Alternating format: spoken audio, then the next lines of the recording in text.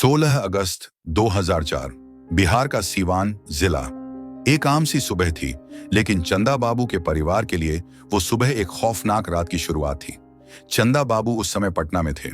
सीवान में उनके 3 बेटे राजीव, गिरीश और सतीश उनकी दुकानों का काम संभाल रहे थे।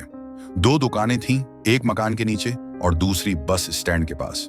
तभी अचानक कुछ अजनबी लोग घर पर पहुंचे और 2 लाख रुपए की मांग करने लगे। बात बढ़ी और नौबत हाथापाई तक पहुंच गई। देखते ही देखते राजीव और गिरीश को जबरन घर से उठा लिया गया। थोड़ी ही देर में सतीश को भी दुकान से उठा लिया गया।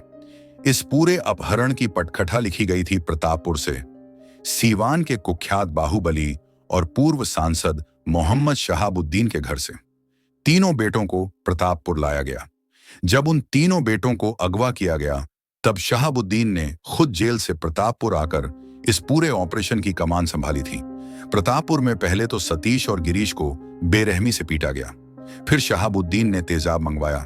2 भाइयों के कपड़े उतारे गए और उन पर तेजाब डाला गया। तेजाब की जलन से चीखते चिल्लाते दोनों भाइयों की हालत देखकर भी दरिंदगी रुकी नहीं। इसके बाद दोनों को कई छोटे छोटे टुकड़ों में काटा गया और नमक डालकर बोरे में भर दिया गया, मानो इंसान नहीं कोई जानवर काटा गया हो। यह सब कुछ एक और बेटे राजीव की आंखों के सामने किया जा रहा था। राजीव खुद भी शहाबुद्दीन की कैद में था, लेकिन उसने हार नहीं मानी। उस रात जब सब सो रहे थे, राजीव ने बाथरूम जाने का बहाना बनाया, फिर मकई के खेतों के बीच से भाग निकला।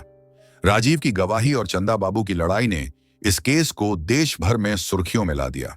यह सिर्फ रंगदारी का मामला नहीं था, यह सत्ता, दरिंदगी और इंसाफ की लंबी लड़ाई की शुरुआत थी।